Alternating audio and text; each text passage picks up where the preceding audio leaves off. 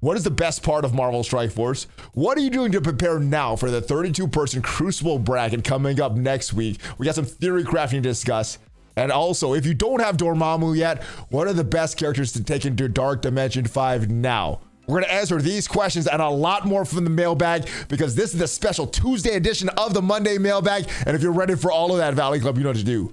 Find that like button and let's go smash it. ValleyFlyin.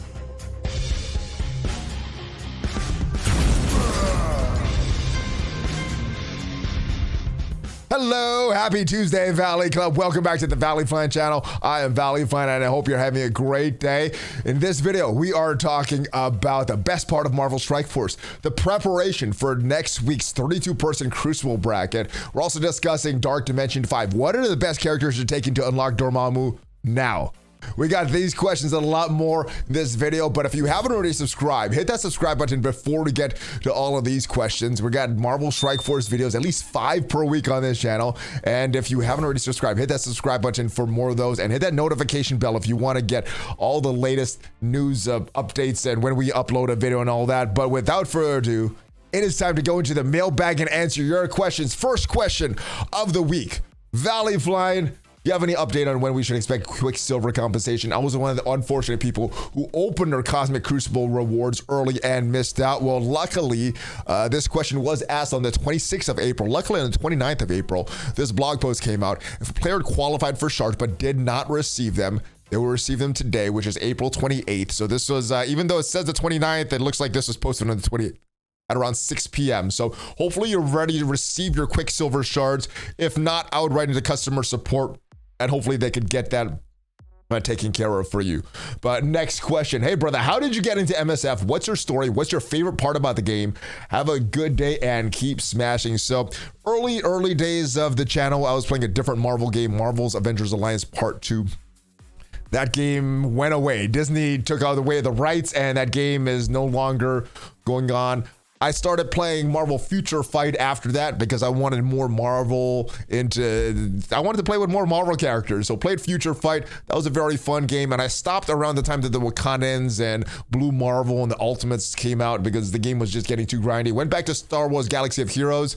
I wasn't very good at that game and I started watching some videos. One of them was Mobile Gamer's channel and he said, there's this new game for Marvel coming up. I'm like, Marvel? Hero Collector? Turn-based RPG, sign me up. So I was into the game at that point, started playing in beta, and as soon as the game launched globally, that is when we started releasing videos on this channel. So that is how I got into MSF, was just looking for a Hero Collector, and Marvel is an IP that I really enjoy. So that's how we found Marvel Strike Force all the way back in the day. Just been creating content on the channel ever since. What is my favorite part about the game though? So there's a few different parts about Marvel Strike Force that you could talk about enjoying. As far as game modes, my most favorite game mode is Cosmic Crucible. It's very, very frustrating when I do well, very satisfying when I do right. And usually when I don't do well, it's all my mistakes and everything like that. And so yeah, that's my favorite game mode, Cosmic Crucible. As far as what I enjoy most about the game itself, well, it's the collection aspect. I don't know about you guys. You know, some players like the strategy. Some people like the grind. I don't know if you like the grind. I guess there's some people that like the grind, but I like that satisfaction of looking at my roster and having it get stronger and stronger over time, gearing up characters that weren't necessarily geared, having my characters real weak and make them strong. That is one aspect of the game I enjoy, along with the gameplay and all that, but it's more the collection aspect. But I think the thing that I enjoy most about Marvel Strike Force is obviously the community. The community has kept me in this game for a while. There's been up times in Marvel Strike Force, down times in the community in Marvel Strike Force, but the community's always been there and has always made this game enjoyable. Even when the game has been in a bad place and Scopely's made bad decisions, or Foxnex back in the days made bad decisions, it's always been the community that's kept this game fun. So whether it's been the Alliance and people complaining about the same problems or having fun with the same things in the game, it's always been the community, and creating content for the community is something I enjoy. So that is my favorite part, the community. But I also enjoy the collection aspect of the game itself. I enjoy, as far as game modes, Cosmic Crucible. But now I'm going to turn it back to you, Valley Club. What is the aspect of Marvel Strike Force that you enjoy the most? And is it a game mode? Is it like the collection aspect? And if it's not a game mode or collection or some aspect of the game, what is the aspect of the game you enjoy? And if it is the community like myself, then let me know. All right, Valley, what would you say is the target priorities for rooms in war? Love the videos, give the great content. All right, so let's go back and look at msf.gg. Look at the war rooms here. Now we have a few rooms: a bridge, med bay, a hangar. Now there's two rooms that really affect the offense, so the people attacking you, and that is the armory. That's going to give this 20% stats to attacking allies with some bonus to military allies, and the hangar is going to give primary stats 10% instead of the 20 stats to the attacking allies, and you're getting some minor deflects to attacking allies as well. So those are probably the two rooms that you need to take out first, because that'll slow down the rate that your enemies, the opponents, are being able to attack you. So armory and hangar should be the first priorities. Now after that, if you're gonna get full clears, I would probably take out the defensive rooms in the cargo bay, and that's going to give 20% stats to the defending war-ready allies. The barracks is going to get 10% stats to the defending allies, more bonus, 10% extra bonus to military allies, and the med bay is just going to give max health to the defending allies. So if you're going for full clear, I would focus on these rooms, weakening the defenses so you could take out the rest of the rooms. But if you're in an alliance like mine that sometimes full clears, sometimes doesn't, then you want to make sure that you actually win the war. So you're going to go for rooms with high points. So 200 points for the bridge instead of the normal 50 for the other rooms. It has some bonuses, but you want to take out the bridge for points if you're not going to get the full clear. The other room that gives big points is the reactor. It gives 100 points there. So those would be my priority targets. Taking out the offensive rooms, armory and hangar first. If you're gonna get the full clear, or you usually are getting full clears, take out your defending rooms. If you're not gonna get the full clears, get your points. So that is what I would do. That is usually what my alliance does. If you have some diverging opinions, because I'm not an alliance leader, I don't choose all the targets, I just basically follow what my alliance does. Let me know in the comments, and hopefully that helps other people that are struggling with prioritizing which rooms and which things to target in war. All right, but with that said, there is a new war season coming up where there's going to be nowhere tags and things like that. So all that and its efficiency looks like it's going to be prioritized there. So with that, with all those bonuses right now, it will be changing once the next patch goes in. So that's advice that's good for at least a couple weeks. All right, hey Valley, longtime viewer, first time answer. Seems like I'm the only person struggling with blue gear. I'm level 78. When I started playing, I was lucky to join an alliance that was okay letting me the weak link in that, and I was there for a long time. But basically, I feel like I missed a whole portion of the game. If I hadn't joined a higher alliance, my account would have been set back who knows how long. And that's kind of the conundrum that a lot of newer players are. A lot of these early raids, you're getting a lot of the early gear. If you've been playing Marvel Strike Force for a long time, you have an overabundance of this, and this is not an issue for you. But if you started maybe a year in, 2 years in, 3 years in, and you've skipped over a lot of the early raids and aren't doing those, because a lot of newer players, they're skipping over the raids, because you should do the highest possible raid, but you don't have that overabundance of things like blue gear, the green gear, things like that. And the fact that blue gear costs raid orbs, 1,000 raid credits per orb, which is ridiculous considering there's 3 tiers above it. I don't have millions of raid credits. I do what I have, and I spend on the actual gear and the character shard still. Purple gear is somehow easier to obtain than blue, yes, and some of the more advanced raids, you're getting more purple gear and not as much blue gear. Orange gear, for that matter, is easier to obtain for blue to me. So there's no ways to let them know they need to make blue gear more accessible for a higher level player, considering they add 3 to 5 new characters a month. It seems at this point nobody wants to use their campaign energy to farm blue gear. It's not fun. It feels icky.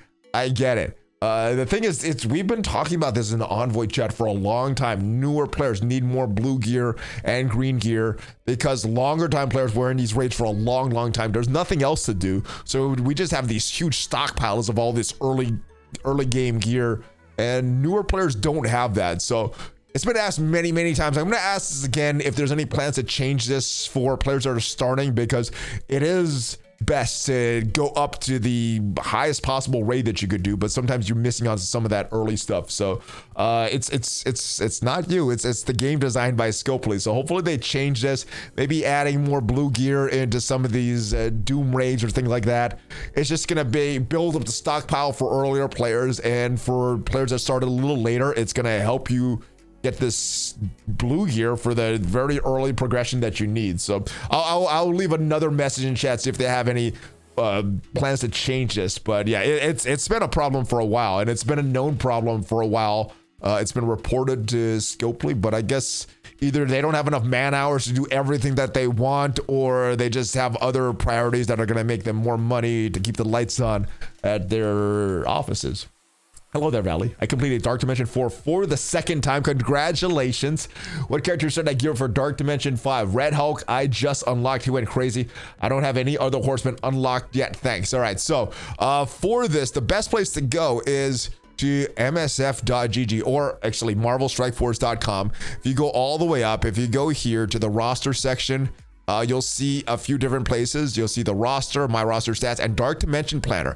I would use this to pick out the characters that you want the best. Now, if I was going in again, these are the characters that I probably would take. I'm not sure if I would take She-Hulk, especially if you already have Red Hulk unlocked, but I think this is a good mix of characters that you're going to need to unlock Apocalypse and for these future raids that are coming up, in particular the Invaders team and the Rebirth team, and also giving you some good value in Dark Dimension. So for City, Cloak Dagger, they are part of the new Warriors as well as the original New Warriors. So they're going to give you some value in Cosmic Crucible. Cosmic Crucible is not a huge thing for you. We'll go down and look at some other options for City.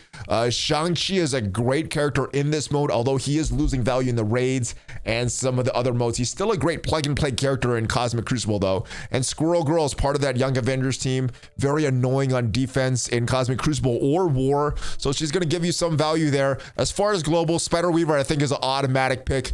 Captain America, I think, is a great pick as well, because he's coming up, or the need for Captain America is coming up in these new incursion raids that are starting. Gambit, Nemesis, Dark Beast, they're current teams. They're not outdated yet, but they are current teams, and they're not future teams. So Gambit is losing value now. Nemesis, Dark Beast are probably going to be the mutant solution for these next incursion raids, so you're probably safe picking them. As far as Cosmic, you get a lot of great Cosmic characters. I think I would still take in the Eternals, even if I was doing it nowadays. I would probably take in Deathpool, because she has that added value being a part of the new Warriors. Kestrel is still a great character, even though she's losing raid value because of the introduction of the Invaders team. And Kang is just a great all-around character. And as far as legendaries, well, these are who I would pick, but you got a lot of other options there. We have Archangel, Morgan Le Fay, Red Hulk, and Rogue. Let's take out these characters so you could pick some other ones, because you said the only legendary character or only horseman that you have is Red Hulk. I would still pick Nick Fury, though, because he isn't part of the Invaders. Now, as far as global, it's a lot of great characters. I would probably stick with either horsemen or Invaders or Rebirth characters for this section here. Probably wouldn't focus on any other characters unless you already have Apocalypse. Ultron is great, Taskmaster is great, but they're very expensive, so I would probably hold off on those. Same thing with Beast, but I would focus on some of these cheaper characters. If you do have some good stars on Quicksilver, he'll be a good character as well. He's also gonna be in one of these Scourge unlocks for Nova, who's the next legendary coming up. Cosmic, so we got a lot of great characters here. If you don't want to do the Eternals, other options. Silver Surfer is a great plug and play character, although going to be losing some value. Not a real solid team. Hela is great, but she's pretty expensive and part of that Undying team. You also have Doctor Strange Heartless, who is a horseman as well. So if you could stick to horsemen, especially if you don't have Apocalypse unlocked, I would go there. Now, as far as City, there's some good choices there. Shang-Chi is still a pretty good choice, but we also have Spider-Man 2099, who's going to be a pain in a new room for the Tangled Web. We also have other characters like Firestar, who's part of the new Warriors. Not a team that's here yet, but it will be a team of the future. And we also have Mr. Negative, who's great on that Underworld team. So I'll probably limit it to one of those. We don't have a lot of huge options for City. And as far as the legendary characters, well, we have a few different options here. Obviously, I would go Horseman if you have them. Magneto is a horseman, or is on a horseman team. Iron Man is kind of the bionic Avenger character right now. He is replaceable if you have some other characters there. And as far as the best non-horseman legendary character right now, I think it still is Omega Red. So if you don't have all the horsemen, I would do something like this for legendary. I would use this planner based on what you have on your roster and some of the goals and the game modes that you enjoy. I would use this to plan this out, and you could either pick good characters in Dark Dimension, good characters after Dark Dimension, or just cheap characters that you can get in there as quick as possible. All right, so next question is about the tournament. Room 4, does Phoenix coming back from magic count as getting more health or not, since the first Dark Phoenix summon when Phoenix dies, and the second Dark Phoenix would be coming from magic. All right, so let's go look at the room bonuses, what they said about that. So as far as room 4, on defense and offense, and this is for the 32-person Crucible bracket. Every consecutive summon character of the same summon character on either side of the field adds 20% more max health to each future summon of that summon character. So Phoenix is a summon. When she dies, she summons a new one. Magic, and that happens once per match. Magic will do that once per match as well if Phoenix is already dead. But I think this room was really designed for Hela and that underworld team Greg. She's going to keep summoning a new Greg over and over again. And every time that happens, that's going to be 20% more max health. That is going to be a giant Greg. So while Phoenix will work in this room, and I think you can do the double summon of Phoenix, I think this room is more for Greg. Let me know your thoughts, who you're going to place in stage 4. I've really done too much theory crafting on this, so I would like to get your thoughts on this, see what you guys are going to use. I probably will release a video maybe tomorrow or the next day, sometime before this Crucible bracket starts, and we can theory craft some of these rooms here a little more in depth. But also, we have a benefit to put Infinity Watch in defense in room 6. Since Nebula ult has a 3-turn cooldown, she could pop that off every single turn.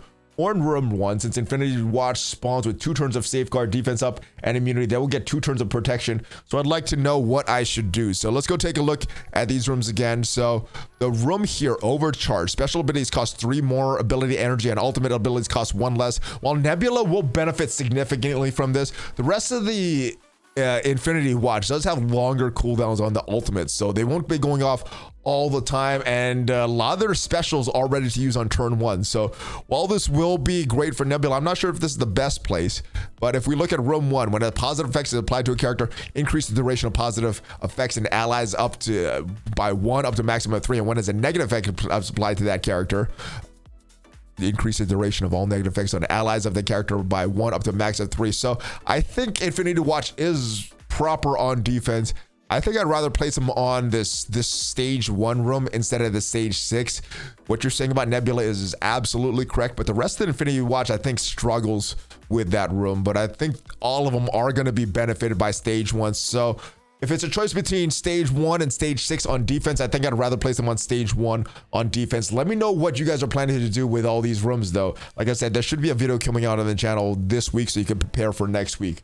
All right, I have an offer related. Are you getting the 100-day offer that has gear tier 16, 17 armory orbs, gold, and power cores? Is it worth that offer or not? Because I bought it and I thought it was worth it. I actually did get that offer. That was $10, and in that offer you got $10 worth of power cores. You also got 5 million gold and a bunch of armory 16s. I think you got 100 armory 17s, 1,000 armory 16s. I think you get over the course of that time frame. It is almost like that red star or that gold promo credit deal that they had, where I think they wanting players to log in for this for 100 days to keep players around. So it's a very good deal. It's one of the best offers in the game, is pure as far as pure value. It's a great value, but you do have to wait that 100 days to get all of that value. So I did get it. Well, we'll see if there's more. The rumor, I guess not the rumor, but the theory is that there's a training mat thing coming also. So we'll see what happens with that.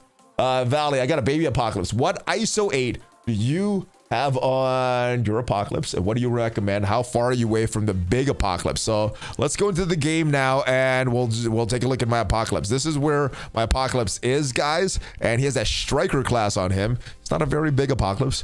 5 gold stars, 2 red stars, and this is where he has striker class. Now, as far as how far away am I, we'll go look at all the horseman teams, and you will see. So we have the costume for Red Hulk. We don't have all the ISO 8.5 on these characters. That is what's going to take a while. Next, let's go look at the next team, and that is the Darkhold team. So they are also ready in terms of gear. They're not ready in terms of ISO 8. We do have the costume for Morgan Le Fay.